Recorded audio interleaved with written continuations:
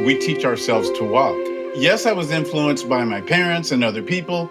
Yes, I give them credit for that and ancestors beyond them and people in the community where I live right now. But ultimately, I have to make the decision. I have to put in the work of being who I am. But when I am in touch with who I am, just makes it so much easier to honor other people.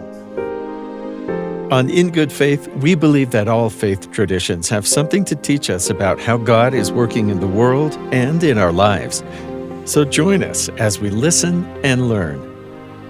Today on In Good Faith, we are starting the first of what will be a few episodes, a little mini-series, if you will, on the love of God, both how people experience that personally, and then we're going to pull some highlights from some past guests who have shared some really insightful thoughts about that.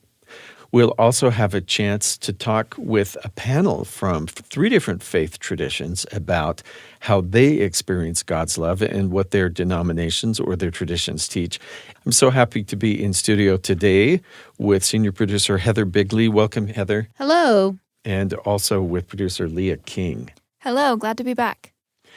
So many faiths talk about the primacy of God's love. In the Christian tradition, there's the great commandments of to love God with heart, might, mind, and strength, and to love our neighbor as ourselves. And if you go through all of the different faiths in the world, there is something about how we treat our neighbor, how we love each other. So I thought it would be really good to dig into both what it's like to love God, to receive love from God, and what it's like to love your neighbor, and maybe even a little bit of how to love yourself if we haven't had that experience. We have the Reverend Dr. David N. Moore, Jr. He is a pastor, a theologian, a human rights advocate, adjunct university professor, and a writer living in Santa Barbara. And he leads Santa Barbara's beloved community church, also Jesus Collective, an online community which exists to foster wholeness and equity by healing relationships and cultural divides. Yeah, I like what he says about the love of God and the way that he has interpreted it in his own life. And I think that I struggle with that, and listening to this interview really helped me understand if it's good, it comes from God. He's also the co-host of a religious podcast, which we can't say the name of, folks. or on we the need air. to, or we need to bleep it. Or but there will be some bleeping here, but known it's said with an earnest desire to know more. I think. Absolutely. I think the story out of which the title comes reflects someone who is aching to know God, and I was really touched by that story that he tells about the title. I started off with that very first question about how we experience God's love. I recently learned a new way of articulating a way that I think, a way of being, but it was an upgrade in the way that I say it. And that is actually, and I want to give credit to a Kabbalist by the name of Jason Schulman, who writes about God's love being manifest in every human and throughout all of creation, throughout the cosmos. And it's a matter of receiving what we already have, acknowledging a reality that is irresistible and harder to get away from than we might think. That's really interesting, because if we already have it, why don't we know that? What keeps us from recognizing that? I think that for the most part, my understanding is that whether a person is a person of a particular faith or not, that generally speaking, and I'm responding to my awareness of, world religion, it might be, I think that the intentions of the founders, if that's an appropriate term, are noble and inclusive and spiritual, wanting to connect with the unseen, the transcendent, and to connect people with that in community. But what happens is that when it turns to dogma, then it gets stuck at a particular place geographically, it gets stuck in a particular period chronologically, and therefore it cannot be broadly relevant or timelessly relevant. When you pastor, and if someone comes to you and says, I want to believe, or maybe I do believe God loves me, but how do I experience that? What would you tell them? How would you walk them through that? It's interesting. I had a conversation just a couple of days ago about how I came to the place where I having been oriented religiously and culturally to be homophobic. And as I processed, how did I come to a place where I was fully accepting and affirming of people who were different? What brought me to the place where I could not be prejudiced? And as I thought about it, yes, I had encounters. Yes, I had read. Yes, I studied a lot. But really, the answer to the question was I taught myself. And what I mean by that, it's in the way that we learn to walk, when we're little. We might see other people walking that provide some inspiration. Maybe somebody's on the other side of the room with their arms held out. But really, we teach ourselves how to walk. And I think that as I practiced my faith and as I practiced meditation, I became closer, more aware of my true self. And my true self accepts all humans and feels no need to change them. And because of that, I taught myself to be loving. And I think that people, if they're in touch with their true selves and they're not intimidated by any ideas or dogma or anything like that, when they come in contact with their true selves, then they open up and love is just everywhere. Like the Dalai Lama says, my religion is love. So it doesn't mean we necessarily abandon the language and the models of our particular faiths, but we're not beholden to them to the extent that we feel like the exclusivity should cause us to not accept somebody else and their orientation in life. Yeah. You talk about having traveled extensively and seeing the divine in people. What does that look like to you or feel like to you? How do you experience that when you observe that in someone? Mostly it's being humbled by hospitality. I had a conversation with one person once who was stunned that I said, I love people everywhere, no matter what their country is. And she was a little bit put back by that. And then her friend said, he didn't say he loved their governments. And he had to clarify that for her. Yeah, it's not that I love all these governments, but I do love people. We hear about the two great commandments of the first to love God and then to love our neighbors as ourselves. And I wonder if we could talk a little bit about that first as ourselves. What does that mean to love yourself? I mean, I suppose some people could say, no, love God, love your neighbor, and don't worry about that. That might be self-aggrandizing in some way, but it seems like if that's the way Jesus put it, love your neighbor as yourself, there must be something to that we're supposed to understand or experience. Oh, I think, Steve, that goes back to the model that we teach ourselves to walk. Yes, I was influenced by my parents and other people. Yes, I give them credit for that and ancestors beyond them and people in the community where I live right now. I've been so beautifully enhanced by people who live here. But ultimately, I have to make the decision. I have to put in the work of being who I am. For me, a lot of that has to do with meditation and prayer. But when I am in touch with who I am, it just makes it so much easier to honor other people. It seems so painful to think of someone going through life thinking that God hates them. Where do we get that idea, and how can we stop teaching that, even if that's not the intention to teach it, in congregations, for instance? Yeah. I think dogma plays a big role in this because people, when they don't accept themselves because they're trying to measure up to some kind of doctrine, some kind of cultural expectation, then what happens is people think that God hates them when really they're hating themselves for not measuring up, and they're hating their community, their family, people around them, a system of belief and practice that they were oriented to. And so they interpret that to be God, when in fact, it's the opposite of God. It's the opposite of what divinity is. It's not divine at all. One day, a few years ago, we had a gentleman who at that time did audiovisual stuff at our church. And I knew that he came from a family that was very anti-religious. And I understood the reasons why. He was actually adopted. He was from Guam. And as a child, he was adopted by a white family, but the community was not embracing to them. And one day they woke up to a cross burning on their lawn. And they lived in a very rigid Christian community. So religion didn't appeal to them at all. But then he was coming to our church. and contributing in important ways. And so, we were having coffee, Brian and I said, Brian, why is it that you keep coming? And I know your family, that's not the way that you came up. And he said, well, I just needed to find a place where God was not an asshole. And I had never said that word in my life before, but it took on tremendous meaning for me coming from him and his experience. It stayed with me for a few years. And whenever I would mention that phrase, people would light up.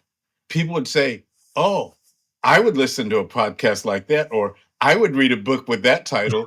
Oh, I want my mom, or I want my brother, or my cousin, or my neighbor, or whatever, to hear more about this. I found that there was some kind of power in it, and I can't take credit for its origins. I'm glad that I didn't let go of it, or I wasn't offended by it or anything like that. I wonder if you talk to me about the faith aspect of the home you grew up in. What were you taught, and when did you experience something that you called God? When did you become aware of that? I have memorable experiences of divine encounters as a child, but they competed dogma. They competed with religious ideas. So it was almost like my parents or the community that I was a part of gave me both the best food I could taste and eat, and also a few items in there that might make you want to gag. And because of my lack of capacity to discern, to differentiate, I took it all and then at some point began to lump it all together, saying, well, I don't want to eat any of that. My parents grew up in the Jim Crow South in North Carolina. They both, from different cities and churches, were African Methodist Episcopal, AME, which is the first religious tradition founded in North America that is apart from those that were grounded in Europe. And it was a resistance movement because of the earliest proponents were racist. It started in Philadelphia, a place that some would call more progressive in the Methodist Church, which was abolitionist. However, they did not see their African brothers and sisters as full equals. And so that created some problems. And so my parents actually grew up, obviously centuries later, but in that tradition. But then when they left the Jim Crow South and they lived in New Mexico for a while, they actually started attending, first my mom, then my dad, a Black Pentecostal church specifically. And so when I was born into that tradition. And so I could say that my grandparent tradition is AME, African Methodist Episcopal, but my parental tradition is Pentecostal, something specifically known as the Church of God in Christ. I think I've got bits and pieces of all of that, but more of the parental expression of Christian faith. What was it that you experienced as a child that you felt was a connection with the divine? Well, I think I experienced a very prayerful home. My mom, especially, but my dad was Navy, so he was gone more. But when he was around, he had a very prayerful life as well. And they would invite their friends over who seemed like they were ancient to me, but I mean, they were in their early 20s. And they created this atmosphere in prayer that I knew was something authentic because it came from the deepest part of them. Their prayer was visceral. And, whether it was my mom by herself, who every morning started her day on her knees in bed with her blanket over her and the spread over her. I remember, I have that image in my head. Or whether there was a group of people. These were very visceral prayers. They were not scripted. And believe me, I'm in favor of scripted prayers too. At this point in my life, I benefit from them. But there was something atmospheric in the way that my parents prayed and the way that they lived. And so it was easy for me at some point to just really buy into that. And at some point, you probably, I'm guessing, had to decide, this is what I've been taught, do I believe in a divine being, in God, and does that God have a connection with me? I doubt that I ever at any point renounced the tradition of of my parents, but I did become quite dissatisfied with it because maybe some people would call legalism. There were a lot of cultural constraints. Again, my parents came from the Jim Crow South, and here we were growing up in California. And essentially, this is true for most Black congregations of the period, and to some extent, even now. They're colonies of the South because of the Great Migration, where millions of Black people left Florida, Mississippi, Georgia, Alabama, and moved to what we would call the North, but in our case, it was Southern California and Northern California for a while. And so these churches were communities of the people who left those other places. And so their culture, their tradition, they brought with them. And so here I was growing up, and my story is not uncommon for people of my generation. They might say they love God, but all of the images, the preaching illustrations, and all of that stuff were agrarian because, these were people who picked cotton and tobacco. And so they came to these other cities, and the preachers and the communities were very different from the way we were growing up. Interesting. It seems like you may have had practice in learning to love other people all the way from experiencing some racism at the hands of a kindergarten teacher, for instance, and other childhood encounters. Does God's love get you through that? Or did that teach you something that helped you be open to other people experiencing some sort of marginalization? I was not verbal as a child. So the experience that you just referenced in kindergarten, and really most of the way through school, my parents didn't know about. They grew up in a world where all the teachers in the schools were Black. But the thing is that I didn't talk about it. These experiences, a lot of this is the way that my parents were. We lived in a barrio, and our neighbors were mostly Latina and Latino. And I just have crisp memories of my mom standing over at the fence with our neighbor, Mrs. Villaseñor, and them having conversations for half an hour, 45 minutes, and they didn't know each other's language. But this kind of set the tone for the way that I open up, and all of my siblings, the way that we open up to people. The tone was set by our parents. There was a couple that lived across the street from us when we lived in San Francisco, and I was about 5 years old. And there was a white guy who was married to a Japanese woman. And this is not that long after World War II, it's like 1960, and a lot of hostility towards Asians. And I can remember when this woman would be in our living room crying, her head on my mom's lap or on her shoulder. And on one occasion, my mom actually went over to her house. She went in and found that she had cut her wrist. She had tried to commit suicide. And my mom saved her life. So this kind of assertive love, even in the face of rejection, almost a naive love that we were brought up with, kind of flows out of myself and my siblings. Well, that's a beautiful thing to have absorbed from your mother. So you see benefits definitely to interfaith interactions, it sounds like. I think faith is part of culture in a lot of ways. And we're more open to eating Thai and Mexican and Chinese foods, but we're really selling ourselves short when we don't engage more deeply in relationship and the histories and stories of people. You're listening to In Good Faith. I'm Stephen Kapp Perry.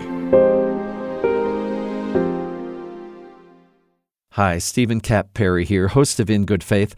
Here's another podcast from our BYU Radio family of podcasts I hope you'll check out. What I love is real. You know that saying, real recognize real? That's Lisa on The Lisa Show. Lisa Valentine Clark is a comedian. She's a believer, a single mother. And on The Lisa Show podcast, you'll hear from the Council of Moms, a genius idea which is actually one of my favorite parts of her show. And you'll hear about the challenges of life, parenting, mental health questions, social issues. Yes, you'll hear from experts, but also from people discussing their where the rubber meets the road life experience. It's The Lisa Show, wherever you get your podcasts. And now more on In Good Faith with Reverend Dr. David N. Moore Jr. about God's love. how you perceive answers or direction to when you're seeking or you're praying for something. How does the Lord speak to you? Or how do you hear the Lord? Maybe that's the other end of that equation. How do you hear God? How do I hear God? You know what? One of the things I discovered is God sounds like me, but God doesn't sound like me to you. I think God uses our conscience, our identity, our uniqueness. And if I'm really being me, then I will have no problem listening to myself. And that will be the divine working in me. But listen, I tell my kids this, and I told them just this past week, and I hope you tell yourself that you're an amazing person or you're a wonderful person. And I will also say, but it doesn't mean nearly as much when I say it. But when you can say it to yourself, that's when it takes on life. And so we have to affirm ourselves, and that's what God wants for us. You know, I have this image when you say that of God delighting in us discovering and using the gifts that He gave us, that He put there, which I think is what you're talking about, being our true selves. Yeah, that's very energizing. I love hearing about that. You know, I've said that to people before. I've said, hey, you know, I hope you know that you're a wonderful person, and I hope you tell yourself that. And they, you know, and there's this kind of drawing back. Oh, wait, no, I could never say that to myself. And I said, well, you're going to miss something until you tell yourself that, because there's nobody who knows you like you do, and you know, who has as much at stake as you do. So you've got to begin to value your own opinion. You're a pastor. You're a podcaster. You've written a book. You seem to be, to me, a man on a mission. And I'm wondering if you can talk to me about your sense of what drives you, or do you feel led by God to do these things, or is this your natural response to who you are? I think it's both. I think it's a natural response as I encounter who I am, but I believe that I'm energized by the divine. I think that God sustains me and gives me counsel, but I am committed to the exploited, to the dispossessed, to the colonized, to the abused.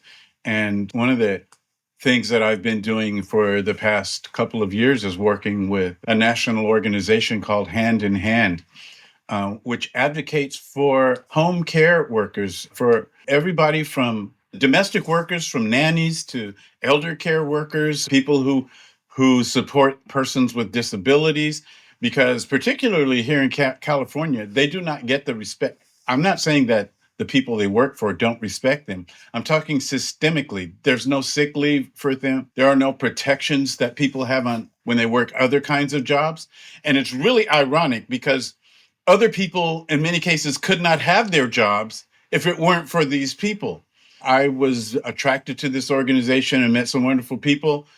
And 2 months ago, we were in Sacramento, the state capital, at the governor's office, and we were challenging him to sign legislation that would spread the benefits that other people have in their workplaces. Well, I love that. I've taken a bunch of really, I think, intriguing notes as we've spoken, and I was going to say walking away from this with the whole idea of when you said, we learn to walk, we teach ourselves to walk. And I wrote down, we see it happening, other people are doing it, we try it, we probably fail, but there's something we want to get to, or a place we want to get to, or a person, whatever it is. I like that spiritually there is a way, with God's help, teach ourselves the things that we need to know. That's very impressive to me. How many times have we watched a toddler miss the corner of a table by centimeters? Yeah, just this last week at a family dinner. Yep. Okay. It's just the most amazing thing. I think that walking is divine. Learning to walk is divine. That was Reverend Dr. David N. Moore Jr., the leader of Santa Barbara's Beloved Community Church and also the Jesus Collective.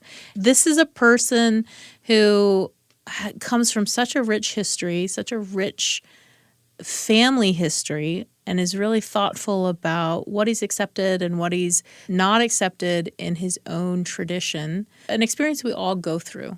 And then yet still tying that really closely to how he feels about God, who God is in his life. And I think he said some unexpected things. What do you guys think?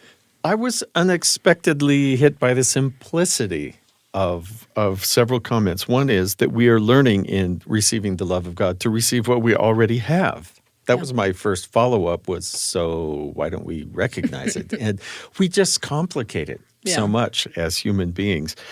And the image that he used about a baby learning to walk is we sort of teach ourselves how to do that, but we see other people walking and it occurs to us, maybe I should try it. It might not even be conscious. It's just like, that's what we do. And the idea that we could learn to recognize the love of God from other people experiencing the love of God, it seems pretty simple to me. I love that analogy too, because when you think of a toddler learning to walk, they're very heavy-footed and they don't have very good balance. And so he talks about this idea that we kind of relearn how to walk and we relearn how to think about theology and what connects with us as we grow older. Like, we don't still walk like toddlers, and I think that's a cool extension of the metaphor. I have to admit, the whole reason I wanted to have David on the show was because of the title of his podcast. And that we can't say. That we can't say. And I'm sorry if I've revealed too much about myself. But for me, when I've heard people talk about God, there have been times when I've said, that's not the God I know and love. The God I know and love is over here doing this, working in this way in people's lives. And so maybe I'm not going to be saying that podcast title, but I really empathize with the spirit behind that podcast title. And he says that to him, God sounds like him, which means that God's using our own conscience, our own sort of that voice in our head that we're used to, but maybe it's not so much that we say, well, that sounds like me, I can't believe that, but that we might say, that sounds like me. Is that God working in me? Yeah. That's pretty cool. So we are talking in the next several episodes about the love of God, both the love we feel for and from God, as well as how we share that with other people. So I hope you'll stay with us on this journey for a couple of episodes. This episode was produced by Heather Bigley. Our production team includes Leah King, Katarina Martinich, Josh Orton, and Ashton Rowan. Our post-production sound engineers are Mark Hansen, Brandon Lewis, Daniel Phillips, and Carly Wilson. Here at In Good Faith, we're committed to the idea that we all benefit from hearing people of widely varying backgrounds share their personal experience with faith and belief. In fact, we think people with such experience deserve some of our best listening. Help spread the word by leaving a comment or a review on YouTube, Spotify, Apple, wherever you get your podcasts. Find us on Twitter at In Good Faith Pod. Instagram and Facebook are In Good Faith Podcast. And we have a YouTube channel, youtube.com/@in-good-faith. In Good Faith is a production of BYU Radio. I'm Stephen Cap Perry. I hope you join me again soon, right here in Good Faith.